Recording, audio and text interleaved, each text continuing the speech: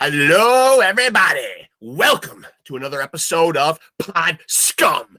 This is the podcast where we dive into the deepest, darkest, murkiest waters with a plethora of legendary guests. I am, of course, your host, the number one scumbag, your bastard of ceremonies, Rex Ruger. That's Rex with 3 X's. Don't get that twisted, as the kids say nowadays.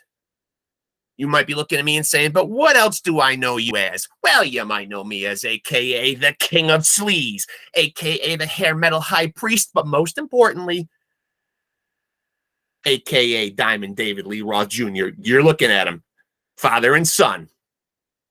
Undeniable, is it not? Look at this face and tell me that I am not the son of glam, the front man for the band. Just smoked a few grams, got 1 million fans. I'm your ice cream man, Mr. Wop Babaloo Bop Wop Bam Bam Hot Damn Shazam. And I'm feeling good tonight. And I'm looking good. And if you want to quaff like this and you're saying, Rex, how the hell do you do it? That's how. Spray responsibly. Let me give myself a look here, as always, coming to you from the lavish Lavender Lounge of Love, and joined, as always, by my friend, my confidant, my consigliere, the great Keith Hernandez puppet, a man who says very little, but when he does, you'll know it. Now let me give myself a look here, because we got a good one for you tonight. Thank me later, fans. This is, of course, the No Frills podcast. You see me as I invite my guests in here. You get no frills because you get plenty of thrills. And what are the thrills, you might ask? What thrills, Rex? You're looking at this face, and that's all you need for a thrill. And you also get to look at the smoldering, beautiful eyes and chest hair of my father back there, always watching my back, just like Keith Hernandez puppet over there. And tonight I'm very excited. So excited, I'm going to give myself another look. Play a little game I like to call Find Rex's Bad Side. Give it up. We got a guest coming in here, and it's a good one on Pod Scum. So let's get down to it and start chopping it up. Yeah. I'm excited about tonight, let me tell you. Hey, man. Bill Gould, how are you, buddy?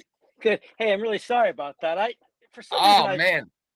I thought that we had it at this time, and I was just going to log on right before and just hit the join button. No apologies necessary. I mean, I'm almost 50 years old, and I tell people on here all the time that, I don't edit anything. We didn't come from, you're in that same age group as I am. We didn't come from an era where technology was very prevalent. So I'm a little left-handed with it, So, I mean, I do the best I can with what with the very little technological gifts that I've been had bestowed upon me. Usually when something breaks with the technology, it's handed to the kids. And sadly enough, now it's even handed to the fucking grandkids. It's unbelievable.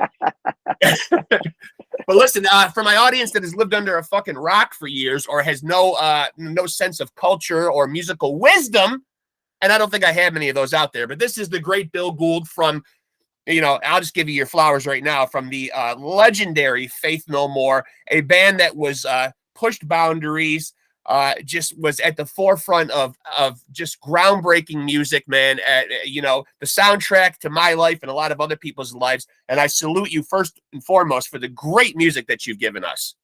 Thank you. Yeah. And with it being the 30th anniversary, and I'm sure you probably fielded a lot of questions, especially here in 2022, about Angel Dust, an album that is celebrated. Is it crazy to you when you look back and think that album is 30 years old? Well, it was a long time ago. When I go back into, I've been revisiting it lately because it's kind of hitting a milestone. And I realize, just how different everything was back then. But It doesn't feel like a long time ago, but it was a different time, no doubt. And what do you think, because you do bring up the fact that it is a different time and the music industry has changed leaps and bounds with the advent of more technology being involved and, the way music is released, the way it's listened to, the way it's purchased. You think, first of all, that it's been good or bad for the music business, ultimately, technology? Whew. Technology. I seem to enjoy it better with less technology because I seem to internalize things more. I mean, I'm really, this is kind of a bad admission, but I listen to music. I have a playlist on my phone, and I hit shuffle. Yeah, that's what I do. Like many of us, I do. Yeah, but it's really sad because I don't listen to music with the same kind of focus that I used to. It's a different approach, and it does different things to me. Now it's kind of like, if I'm driving my car, it's part of the scenery of my car, where Right. before, like, I would groove on a single album, for example, for days, Yeah, and me just too. get deeper and deeper into it, and Yeah. I lose that, and I feel like maybe I'm a little more ADD because of that, than I was before. Well, and it's obviously, with all this technology and more and more stuff overloading us, and still the same amount of hours in a day, we have to kind of pick and choose the spots that we do have time to listen to music. And it kind of is become like a world where bands feel like they kind of got us, obviously the advent of a lot of people releasing music in singles form. It's kind of like, hey, Right. show us your best shit or we're moving on to the next thing. I mean, Yeah. it's got to be Yeah. quite the pressure cooker. Well, it was always a little bit like that. I mean, we put out our first records were on indie labels, so there wasn't that single pressure. But once we got onto Warner Brothers, it was like that as well. It's kind of like, we don't have a vehicle to run this with. You guys are dead in the water. Right. So that's just the way it ran then too. It was a little different than now. I think because if you did have something that took off, everybody would know it and everybody would hear it. And Yeah. there's bands that are selling, or they're streaming millions and millions of streams. I have no idea who the hell they are. I know. They never make their way into my world. Yeah. I'm not sharing it with the guy down the street. We both don't know the same songs. Right. Well, at least you're not getting the pretentiousness of U2 several years back when they just automatically gave us their album on our phones, whether we wanted it or not. I think those songs are still on the phones, right? I think they're still there. So, really, is it pretty crazy now when you look back at Angel Dust? First of all, you're just coming off, putting out The Real Thing, an album that was huge. The videos had huge rotation on MTV, and you were getting kind of lumped in with that funk metal or hip hop and metal fusion. Then you take a drastic fork in the road with Angel Dust. What was your label's reaction to Angel Dust when you presented it to them? I mean, there's a lot of different accounts of different band members. We have different memories, even us in the band. Yeah. But I remember it got a little quiet, and I remember that from the other side, like, we knew it was different. I mean, you have to take into consideration that we put out The Real Thing probably 2 years before Angel Dust, and we were touring almost that whole time. Right. So by the time we did Angel Dust, we were really in a different headspace than when we wrote The Real Thing. We had kind of like played those songs to death, and we were kind of like in the more Angel Dust frame of mind. But we knew, because The Real Thing was just blowing up right when we were putting out Angel Dust, that what we were doing was much different than what people were grooving on. We knew that. Right. And I didn't. I mean, obviously there's people. I mean, we were on Warner Brothers, so there are a lot of square people at Warner Brothers. I mean, if they don't like it, I didn't care that much. I didn't lose a lot of sleep over that. Right. But they do. They are the ones who are kind of translating your stuff to the world. That you want to make a connection, and you have to go through them. So they didn't. They were kind of quiet, actually. I didn't get a lot of feedback, which is kind of a little eerie, I guess. Right. Yeah, you don't you want to ascribe to the fact that no news is good news, but it might not necessarily be the case, right? Yeah, I mean, and nobody, we were riding high, so nobody wants to tell us bad news, and I think I detected a whiff of that. It's kind of like they weren't quite getting it, but they didn't want to tell us they weren't quite getting it. So it was a strange atmosphere. We kind of had to rely on ourselves and our own kind of intuition and our kind of, what is the word, stubbornness or togetherness. We had to be solid, on going into this thing, because we kind of realized we were gonna have to carry it on our own to a certain extent, psychologically, for sure. So once you guys had the album done and in the can, and I know that there were certainly at the time varying opinions even amongst the band, and I think Jim was a little bit kind of, put off, to say the least, about some of the directions that you were going in or whatever. Right. But overall, though, when you guys stood back and were done with it, though, did you feel really, really good about the album? I did. Yeah. I personally did. I think when we were mixing it, I felt great about it. Jim didn't feel great about it, which was tough. Yeah. We tried, and I'm not, and that's not to knock Jim. I mean, right. I kind of thought we were going in a bit of a departure than before, and you kind of had to, we kind of had to like stick together on this and support each other. But at the Right. same time, I mean, not realizing what things he said later, like he kind of wanted to go further, which is really interesting. Yeah. I think really what was happening is that we were growing apart, basically, right? Yeah. But going back to that, I felt good. I thought it's like, hey, if we're gonna jump off a cliff, this is the cliff, I Right. want to jump off of, Right. and most of us were there. We're like, let's do it. Well, Into and the another thing unknown. another thing that I find interesting, and I think I may have heard this, you talking about this in another interview, but what's really impressive about that is that Kerrang, a very famous rock and roll magazine, did a readers poll, and it was voted one of the most, or I think it was the most influential album of all time. Well, super interesting because that was maybe 15 years after the album came out. Yeah. And I was in England when that poll came out. I have an indie record label called Cool Arrow, and Cool Arrow, yep.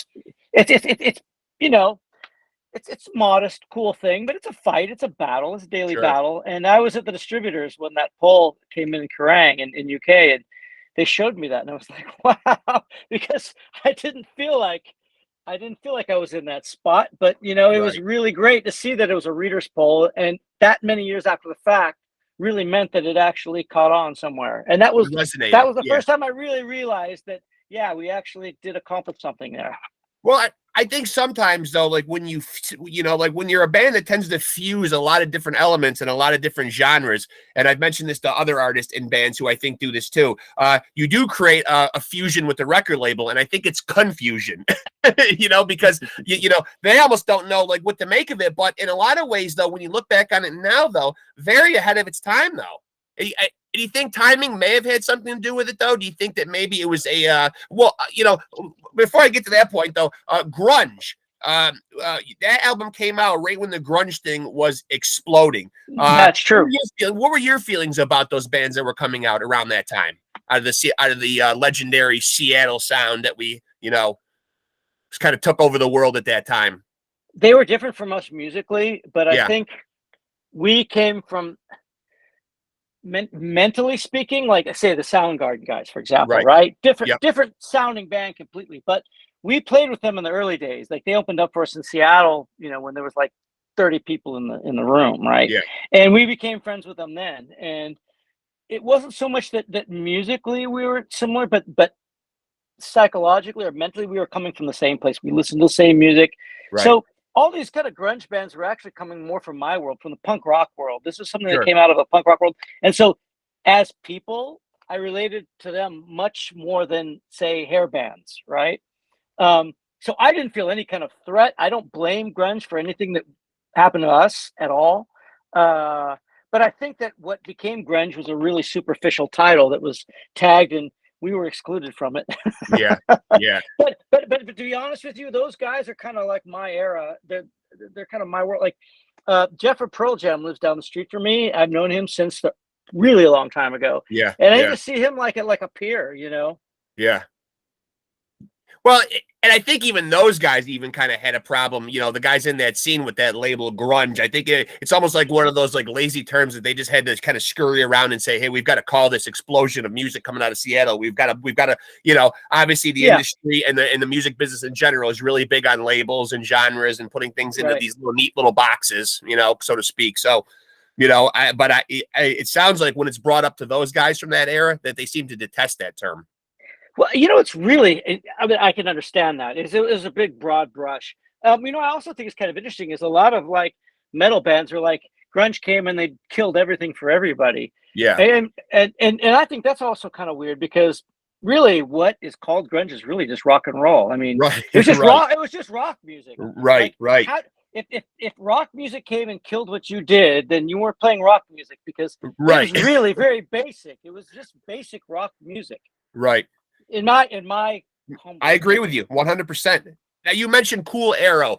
So are you one of these kind of guys who prefers do you like to perform or do you like the behind the scenes stuff? Do you like the business aspect of it? Because I imagine it's got to be quite the slog nowadays to really kind of wade through all the bullshit and get these bands,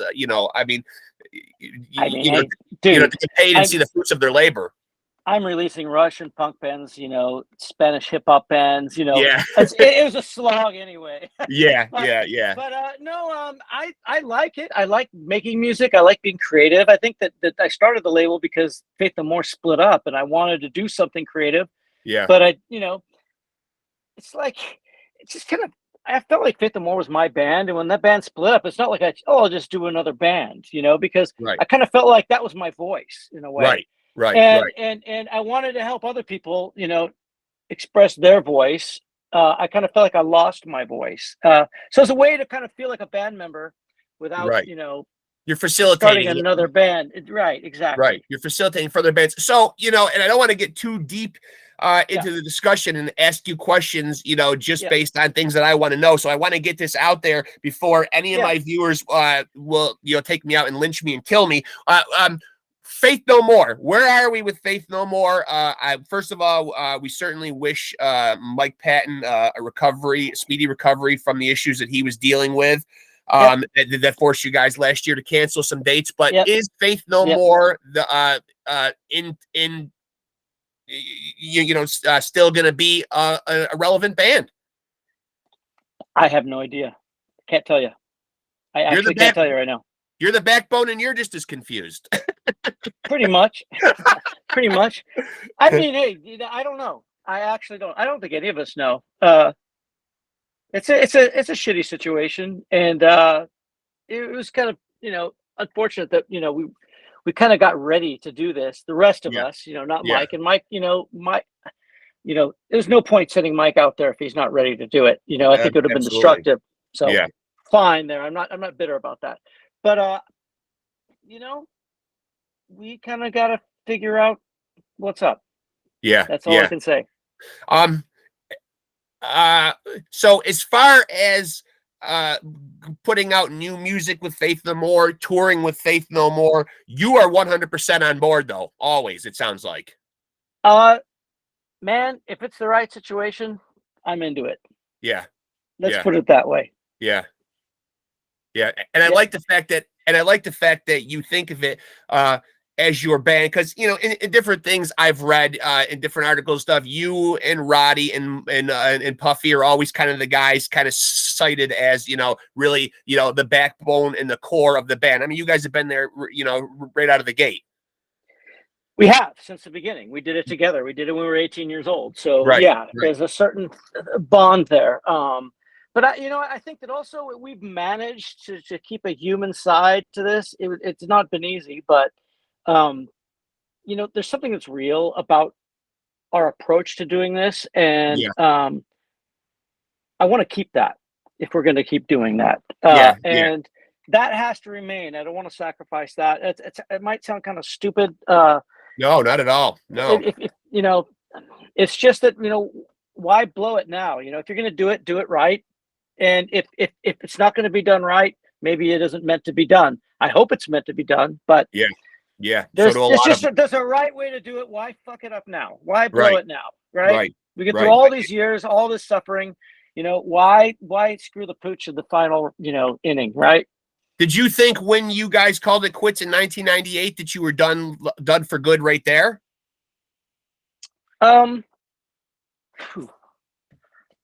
I didn't know. I was tired. Yeah. So I didn't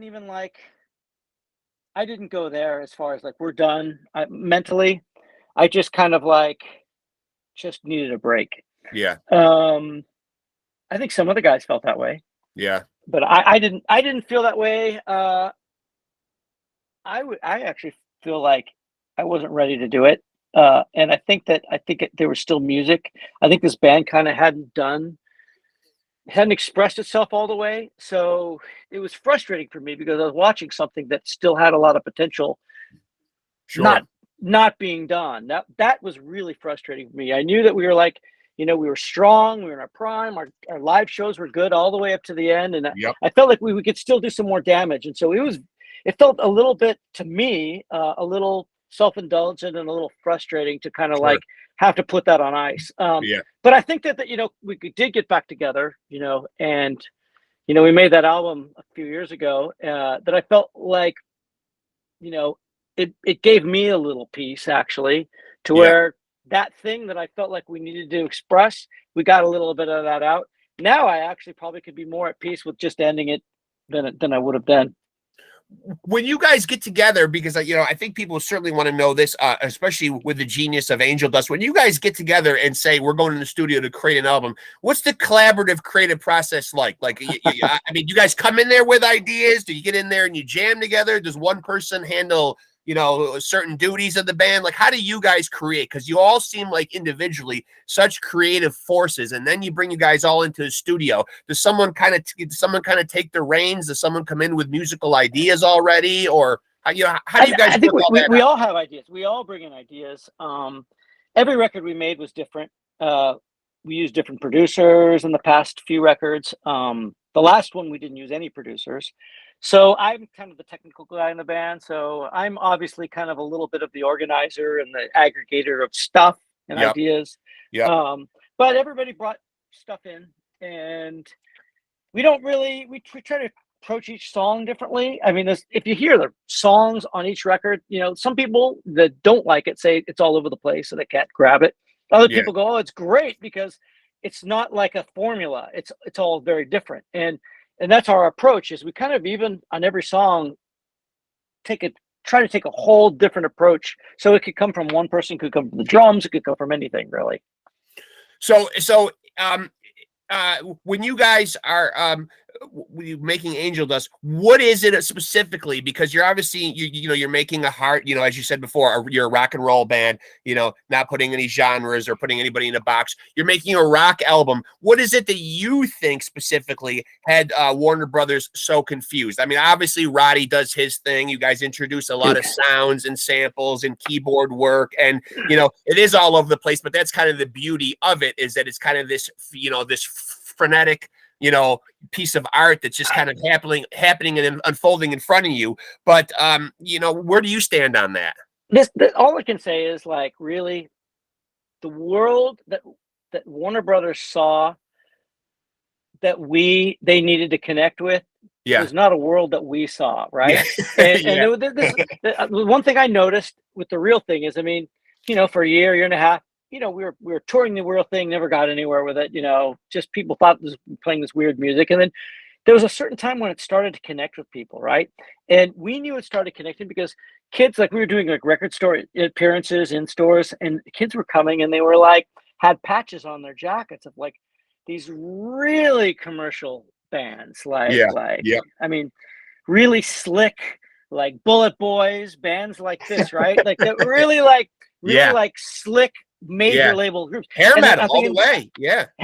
But also I was thinking, like, why the hell are these guys coming to see us, right? Like, something's happening, because this is like a whole other world that we come from the punk world, really. Right. And it's like we're connecting with these people, are kind of digging us, which it's not a bad thing, it's not a judgment thing, but what it made me realize is Warner's saw that was mainstream at the time, and that's who they needed us to connect with, but we weren't coming from that world. So right we were doing what sounded good to us and what felt good to us, but it wasn't what they thought we needed at all.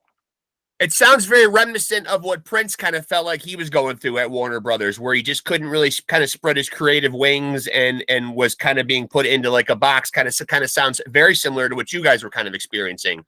I mean, back in those days, man, I remember, somebody in Warner's came, we were mixing a record, and they came in to listen, and they said something like, "Oh, this record, it was a failure. It shipped Gold record shipped, and it was a failure." And it's where it got to. It's got to a point where you had to sell 1 million records in the first 2 months, or it was a failure, right? Right. And not only is that unsustainable, but it's just like, I mean, what do you have to do to chase that, to get that? I mean, I don't know, man. I mean, I don't think any of us wanted to go there or think about it like that. And it might have made our lives a little easier if we had, in some ways, I guess. I don't know if we would have succeeded. But the way we saw it, if we tried to do anything other than what we did, it would probably suck. So we kind of had to do what we knew. We had to stick with what we knew. Right. So when you sit around and you come up with titles for this album, Who comes up with and why angel dust, which certainly carries, the connotation of people. I think instantly think their mind goes right to drugs. Roddy did. Roddy came up with that. Roddy had a dream, I think, something like that, if I remember. He's like, he had the picture of the bird. Yep. Already. I think he wanted a swan like flying into a lake or something. Okay. And he wanted to call it angel dust. And it was like, sounds great. That was it. It certainly does work. So it worked with the music. It really did. And I think that the cover of the album worked with the music. It is this kind of like saturated Technicolor thing that I can think where that's where our aesthetic was at the time too. So let's put to bed a couple of the issues. The flopping fish at the end of the Epic video, he's fine, right? Well, he's dead now for sure. But he was fine after the video shoot. Animal rights activists, need not continue to swing barbs at these poor guys. The fish was a stunt fish. He was paid handsomely, and I think there was some hype with that animal rights thing. I don't know. There was. I don't know, but basically, if you're filming in slow motion, you take a fish out of a bucket, he breathes 2 times, and you put him back in the bucket. The fish was okay. Is there anything to is it a band-to-band thing, or was it more between Mike Patton and Anthony? Anything to a Red Hot Chili Peppers Faith No More feud rivalry? Well, we toured with them before Mike joined the band, right? For 2 months. Right. Yep. And we got along really well with them. But after, I think that our record took off before their record did. Yep. And when that happened, I never really spoke to them again. No. I mean, there was never it was like the communication. We were pretty, I wouldn't say we were tight, but pretty friendly. And that was the end of it. So all this stuff happened with Patton later. I never figured out what was going on. I was kind of just turned off the whole thing. It was like, whatever. Whatever. And a couple of times you have, I don't know if it was multiple times, but has the band reached out to do anything with Jim? Jim, no interest in returning at all? We've reached out 3 times. 2 were a little clumsy. We're full disclosure, we're pretty dysfunctional. Yeah. Well, you know what? I've heard other people. I interview lots of other. musicians, and it does become like a big brotherhood and a big dysfunctional family. Yeah. And I think any 5 people that are going to cohabitate and share intimate spaces and be with each other for weeks and months at a time. I mean, it's going to breed that. I don't see how it can't. I have heard that, and I can say in our case that's definitely true. Yeah, we're dysfunctional. I mean, I've known Roddy since I was 10 years old. We have our issues, Sure, but sure. But we reached out enough times with Jim. The 3rd time we reached out to him, I think that really it was like cards on the table. Here's the deal, and it wasn't there. So it's like, okay, that's where we're at. On a side note, he is growing miraculously big pumpkins. Should anybody be interested in that little caveat, though? Sure. Yeah. Enormous pumpkins. Yeah, sure. Yeah. I mean, when you hear people heap all this praise on angel dust, it gets the Kerrang Award. I've got some people here that have quoted Corey Taylor from legendary Slipknot says he wouldn't even be here if it wasn't for your album. Wouldn't be here. Yeah, it's pretty cool. Yeah, I mean, but when you look at it as a piece of art, though, do you see I know you said earlier in the interview when you guys stepped back, you were proud of what you made, but do you see it as the seminal, important album that it truly is seen as by, rock music pundits and fans and things of that nature? No, you don't. No, it was just a certain period of our life where I felt like, we could have gone a couple different directions, and we chose this direction and we stuck to it. And this is what came out of it. And it had a great conclusion, but no, I mean, we're not those same people then, it's a different world now, and it's a different set of challenges. So no, I don't see it as the seminal thing that we have to hang our hat on. No. Okay. Going forward, if there were to be new Faith No More music anytime in the future, are you somebody that's always writing, always creating? I mean, obviously, I know you're helping other bands along, but you personally, for your own endeavors, that's correct. Yes, yep. You're always writing and creating. Oh, yep. So there's songs ready to go. That's what I was doing right before I got on this podcast. Yeah. Yeah. Oh, and are you saying that I interrupted genius, Bill? No, I'm I don't definitely want not faith no saying more. that. I don't need the I'm faith no definitely more not fans saying down that. there saying that I ruined Bill Gould's mojo with this interview. I mean, I don't want to take you from the genius of the next Faith No More album by any means. No, this is going to be the next streaming sensation. Yeah. Well, talk to me a little bit about that. The changes in the music business. Do you love what technology has done as far as how music is distributed and how it's listened to though now? Do you like all this streaming shit, or do you like when it was still like you went out and got a physical product? Because I'm from that era where you opened up the gatefold, you studied and poured over everything like it was a Bible. I mean, you held a physical product in your hand, and unless you're big into the vinyl, you don't really have a physical product anymore. I mean, it's very hard to get your hands on one. I go back and forth with that. I think that there's, we come from the same area where, we did have record collections and we were very proud of them. And it took a long time to get, and we were very loyal to our collection of things. And, that's how we grew up. I've been thinking about lately, the idea of paying and owning music is not a very, it's a relatively recent concept. Yeah. That doesn't go back very far. And I think in human history, music was not owned until 50, 60, 70 years ago. So I maybe those things that we believed in, that was our life, was maybe an artificial thing, and maybe it wasn't a natural thing, that maybe there was a lot of people getting really rich off of what we were doing. And we were not benefiting it the way we thought we were. We were just believing that we benefited from it. I don't know. I mean, I enjoyed that period of time, but I mean, with anything creative, as long as you can find a way to have it reflect in the world you're living in at that moment, I think it's got something to it. And I think that's just the point. It just has to connect with where you are now. That's in the environment you live in. And so, my approach to writing music is much different than it was back then. And what I want to get out of it is different than it was then. I don't think it's a bad thing. I actually don't think it's a bad thing.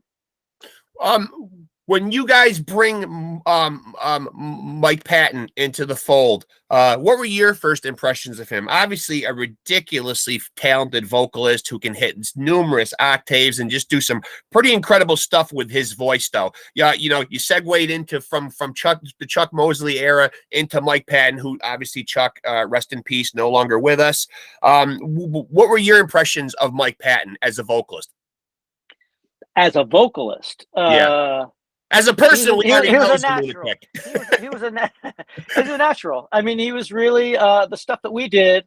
We went through a bunch of vocalists, and none of them seemed to really get what we were doing. And I always thought, what we did was really simple. I kind of feel like my bass parts are very simple. I mean, most of our stuff, but we don't realize kind of how different it is to other people. We just don't realize that. We just kind of do what we do, and he made it feel easy.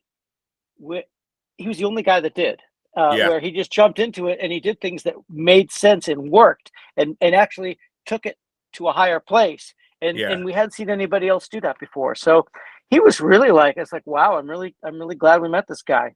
Yeah, and he certainly lends a lot to the band as far as what, like I said, what he was able to do with his voice, and what he's able to do when he puts the pen to the paper. He comes up with some very interesting lyrics to go along, with the music. Right. Yeah. I'm happy with the work that he's done with us. I'm happy with it. Yeah. So your studio, I know back at the beginning of the year I read something that you had some flooding issues. Are you getting all that sorted out? That was sorted out a few years ago. Yeah, that was crazy. I was out of town and I got this phone call on my phone. The studio in Oakland where we had a rehearsal studio, but also my recording gear was, it's a little bit below sea level, and when it doesn't rain for a while, the drains fill up.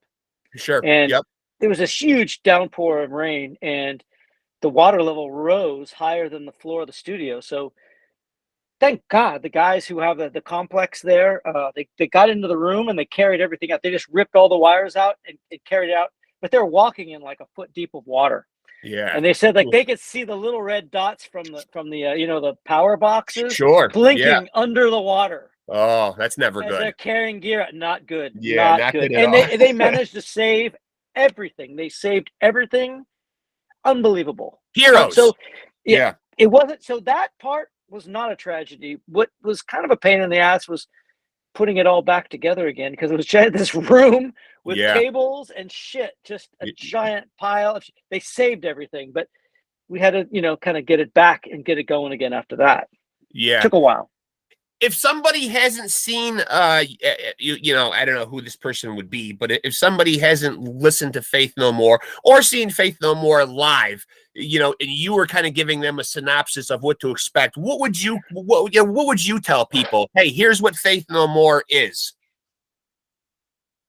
Good question. Good question. We've been a couple different things in different eras. I think if you saw us during the Angel this time, we were pretty full on. I mean, I still think the music is a little bit on the poppy side when you think Yeah. about, if you hear Slipknot, maybe it influenced Slipknot, but it doesn't sound like Slipknot to me.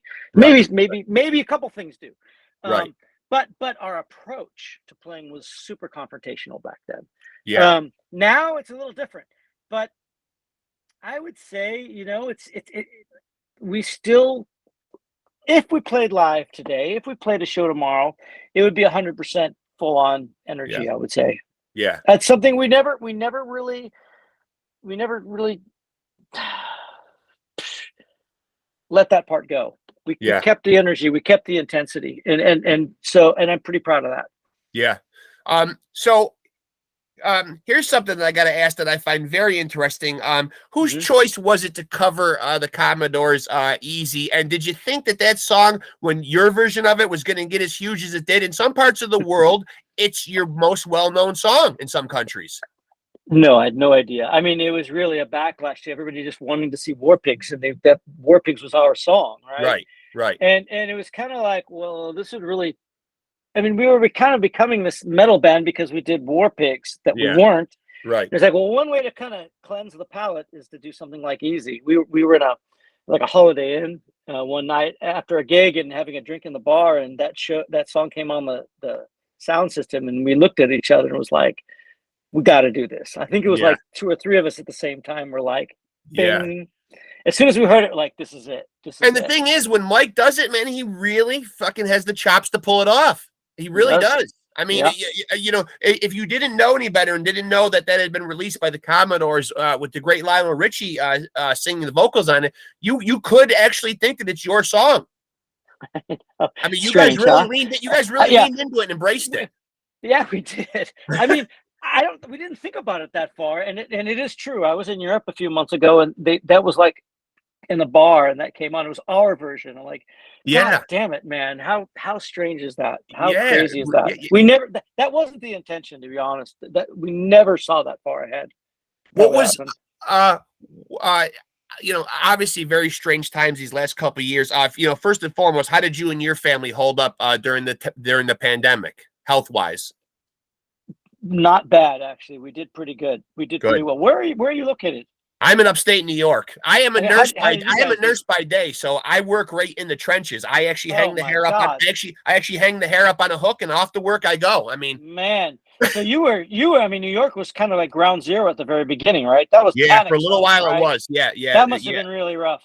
Yeah, very touch and go. And of course, I'm considered an essential worker working in healthcare. So there's no like time off or sitting home to collect any unemployment. I'm deemed, I maybe feel pretty good about myself. I'm deemed necessary, which is always nice. But yeah, I mean, so did you notice a spike, obviously you're quarantined. Did you notice a spike in your creativity during that period of time when everything's kind of locked down and everyone's kind of hunkered down? Did not. I expected there would be, and there wasn't. There wasn't. No, it wasn't. There, I wasn't getting the kind of stimulation. For me, really good ideas come out when I'm really enjoying myself, and when I'm really, that's where it comes for me. That's when it works. And I was just kind of like in this limbo where it wasn't stimulating. It was just kind of doing time. I felt like I was on a long plane flight. Yeah. Forever. Submarine trip or something. Yeah. It didn't feel. I know it's funny. I read other people saying the same thing. Like they really felt like they were going to get creative, and the vibe just wasn't there. It didn't bring it out of them, and I completely related to that. Yeah. How about the endeavor? I don't know if this is still current and going or not, but at one point you were taking a stab at the spirits business. Oh yeah, I'm doing that. Absolutely. And that's still going. That. And that's still Oh, going yeah. well, and you're enjoying that. I am enjoying it quite a bit, Yeah. actually. Yes, I like the people I'm meeting, and you know, I mean, there's a lot of things of alcohol that are not that great, but one of the cool Right. things is, it's like you're giving pleasure to people if people connect with it in the way that music is, and Sure. Sure. you can enjoy it in real time. Yeah. It's like, it's kind of cool. Like, I've done some tastings, and it's kind of like putting on a concert in a weird way, Yeah. and at I the can end, see you really that. get to actually connect with people. And Yeah. my stuff is really cultural because it's something that they've been doing for like 1,000 years that never made its way here, and it's done by hand, by a family in the traditional way. So What is it it's called? um, it's called rakia. That's what the kind of spirit is called, and Okay. it's made all over the Balkans, but it goes back to like 1,000 AD when they started doing it. And mine is called Yebiga. In fact, I got a bottle sitting right next to me. If somebody wanted, okay, This is if the somebody stuff. wanted, if somebody were looking in that bottle and wanted to compare it to what it tastes like, what would be something familiar that it would resonate with people? There's two ways I can explain it. This is made from plums. It's just distilled plums and water. Okay.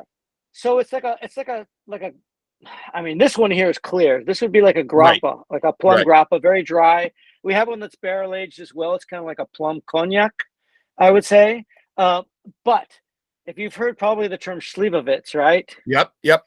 This is a slivovitz because the word for plum in Serbian is sliva, right? Okay. It's a slivovitz, but it ain't the slivovitz that you get here, man. Like, Right. that's industrial waste Yeah. product.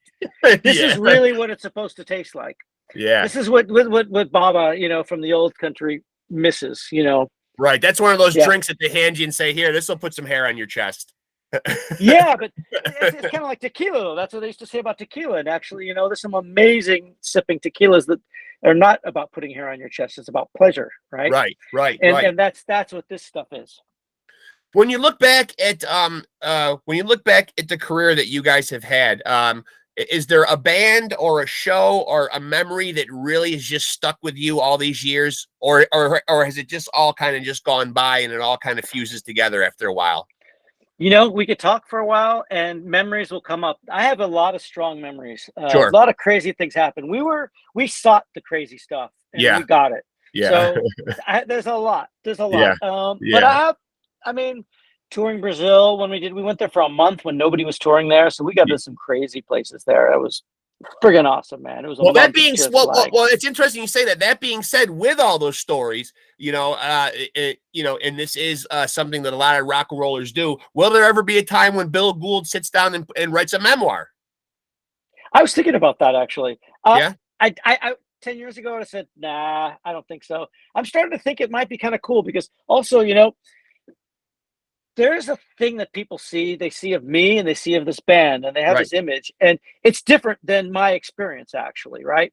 Because what it translates to when it gets to them, what makes sense to them, actually, it's like a telephone game. It goes through several people before it gets there. Right. And I would kind of like to speak about my experience of being in a band in my voice with what actually happened with my eyes and my ears and what I saw. Right. And not just to sell records and put a positive spin on things, like in an interview, but actually, tell my experience because we did have some interesting experiences. Sure. I met some interesting people.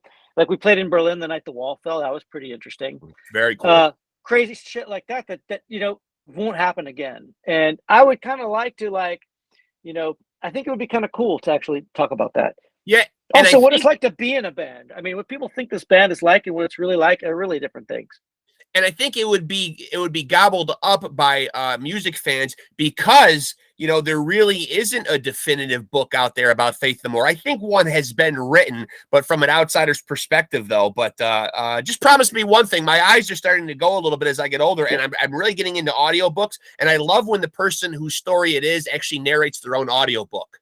That's cool. Yeah, Great. yeah. I mean, there's nothing like somebody telling their own story in their own voice. Like I know some people get like narrators or they get these people to read the books for them or whatever if it's not their thing. But I think obviously no one's going to tell a story quite the way you are. I mean, you were there. You know when It's to true. put little inflections into stories and stuff. That's a good point. Yep. It matters. Sure. Yeah.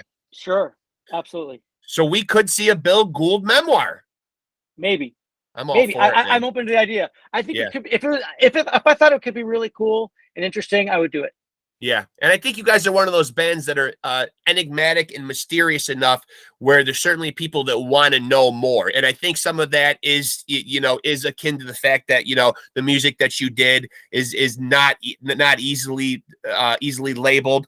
And, also coupled with the fact that, you guys have obviously had long periods of inactivity. And I think sometimes that breeds, people wanting to know more and wanting more, Yeah, I think so. I also think that, our approach to this, like we kind of went into this world, in the world of majors, you have to think when we went to a major label, like that was kind of like, don't go there, that's the death of bands. And we kind of like had this thing, like, we're going to go into this and we're going to try to keep our feet on the ground and just like see what this experience is for ourselves. And somehow I think there's something that we didn't lose. We kind of kept something. And I think that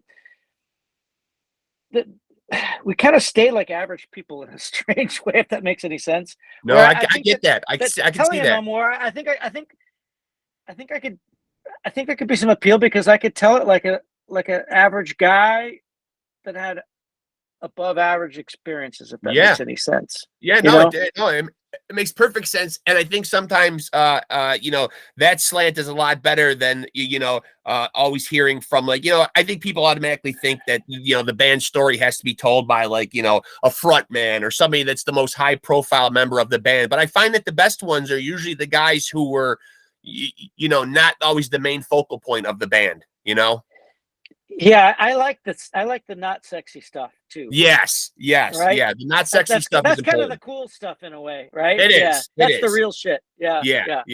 I'm getting ready to start the audio book by Kid Congo Powers, and he was obviously interesting. I heard it's a great book, actually. Yeah. And it is the audio book, and he does narrate it himself. But obviously he's been in so many iconic bands, but he was never like the guy. In Gun Club, it's Jeffrey Lee Pierce, or when he's in Nick Cave and the Bad Seeds, it's Nick Cave is the focal point. So getting his slant on it, it seems very interesting. He's just this guy that just keeps ending up in these just phenomenal, bands that are just, changing the landscape of music all the time. I mean, right. It's a pretty powerful, it's a pretty powerful story. Another good one I could recommend was Mark Lanigan's book. Oh my God. Really? Absolutely phenomenal. Plus he narrates it, and somehow over time, from his years with the Screaming Trees to his solo work, I laugh and tell my wife this all the time. I'll actually fall asleep listening to it because it's like listening to a bedtime story. He's got that very throaty, gravelly Tom Waits type voice that's very comforting when you're going to sleep. I don't know why, but you know who has a great book? It's a trilogy, actually. Jerry A. from Poison Idea. Okay. Oh, I'll check that out. Really good. For sure. Really good. Definitely. He might have even done an audiobook. If he did, that'd be fucking amazing. I've only read book one, but I enjoyed it quite a bit. Totally real shit. Really amazing. Great writer. I want to look at you right now, Bill Gould, and I want to say that we're going to get more Faith No More music and make and more Faith No More live shows. I want Faith No More to return to world domination again. Thank you, sir. But I want to ask you in closing, just a couple more things. I have a segment that I do on here called Table for Four. You're sitting around and you can you can sit and have dinner with three people. Doesn't got to even be music people. Who are three people you'd love to just sit there and pick their brain? Three people. Good question. I'm getting less interested in that. I've thought about this a couple days ago too. I couldn't tell you right now. Okay, fair enough. Okay, how maybe about this? Werner Herzog would be one. Who? Werner Herzog. Oh, okay. Yep. He'd be cool. Yeah. But I don't know. I would have to think about that. I don't think I could come off the spot and tell you. How about the best piece of advice that you could give? Just doesn't even got to be about the music business, that either you've been Yeah. told in life through somebody, or that, or you know, or that you've learned along the way.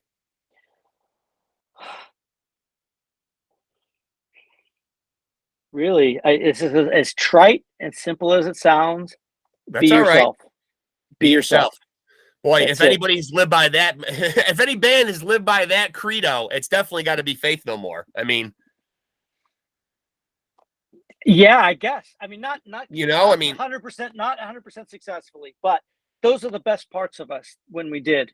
yeah, yeah, absolutely. Yeah, I couldn't agree with you more. Well, you know what, man? I mean, it's really been a pleasure talking to you, man. I had to Cool. really settle my nerves before this happened, man, because you know, I've done a whole bunch of these, but you know, I'm a 50-year-old man, but I still geek out when those faces pop up on my screen that Awesome, were man. such a big part of my life and my childhood and my upbringing, and you know, the soundtrack to my life, man. And you know, you guys are really at the forefront of that. Well, you know, it's easily in my mind, you know, I love to listen to music that really pushes envelopes and challenges, and you know, comes at it from a different direction. And you know, there's so much music that comes out that does do that, but there's so Cool. much more of it that just doesn't. You know, I mean, and I Right. hate to say anything disparagingly about bands, but when someone's coming from left field, you know, Warner Brothers might not like it, but you know, the people that matter that are buying it and listening are you know, I can tell you assuredly that we appreciate it.